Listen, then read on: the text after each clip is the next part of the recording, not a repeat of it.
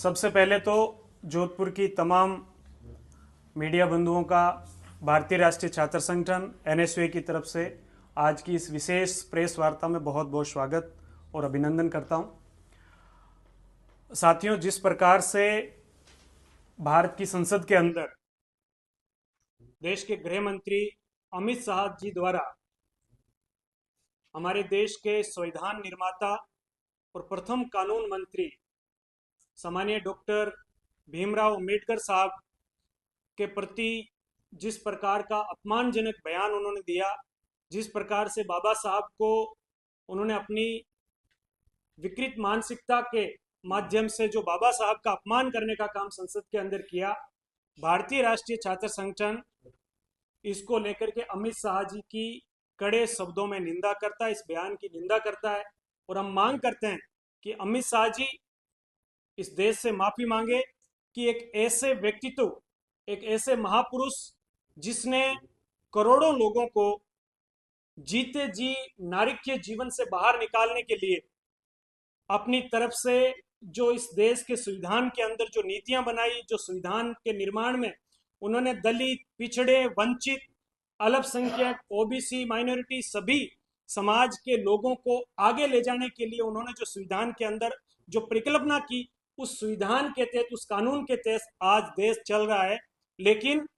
मैं समझता हूं कि आरएसएस और बीजेपी की ये सोच है और सोच का ही नतीजा है कि उन्होंने बाबा साहेब डॉक्टर भीमराव अंबेडकर जी को नीचा दिखाने का काम संसद में किया।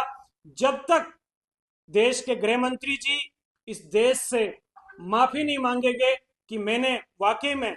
बाबा साहब का अपमान किया है, तब तक भारतीय राष्ट्रीय छात्र संगठन एनएसयूआई देश के प्रत्येक कॉलेज और यूनिवर्सिटी में अपना जो आंदोलन है उसको तेज करेगी। इसके अलावा मैं कहना चाहता हूं कि सरकार जब 2014 के अंदर मोदी जी की बनी तो उन्होंने युवाओं से यह वादा किया कि हम अगर सत्ता में आए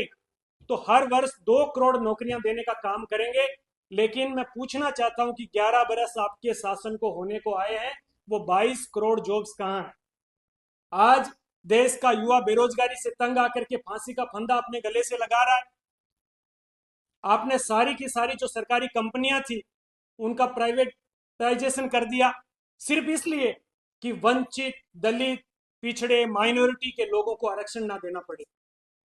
और इस देश के अंदर जब मोदी और अडानी के गठजोड़ की बात चल रही थी,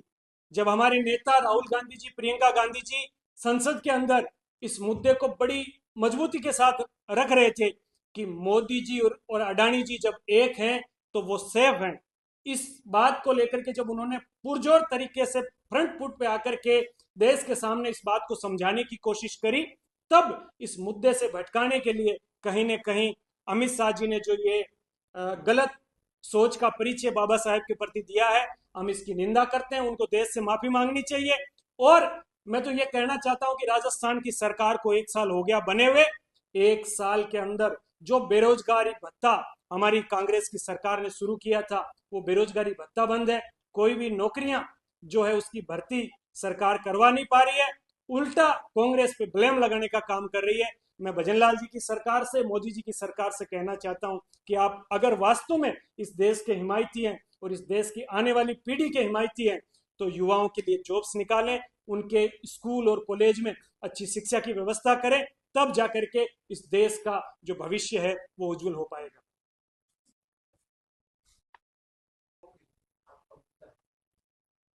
तो अब तक आपके पास कोई आंकड़े हैं 22 करोड़ में से उन्होंने कितने दे दिए?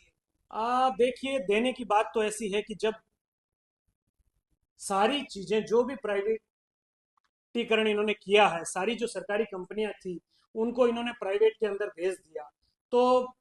मेरे जहां तक मुझे आंकड़े की नॉलेज है, उन्होंने सरकारी जॉब्स तो बहुत कम निकाली है। ये जरूर किया है कि जो भारतीय सेना थी,